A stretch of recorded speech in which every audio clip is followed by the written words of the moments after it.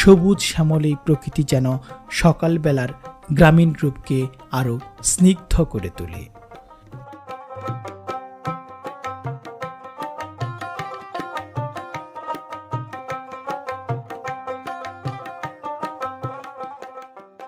সেই গ্রামীণ পথের ধারে এক পায়ে দাঁড়িয়ে সারি সারি তাল গাছ।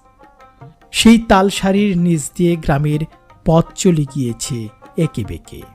সেই পথ ধরে গ্রামের মানুষ যাচ্ছে সকালবেলার গ্রামের বাজারে।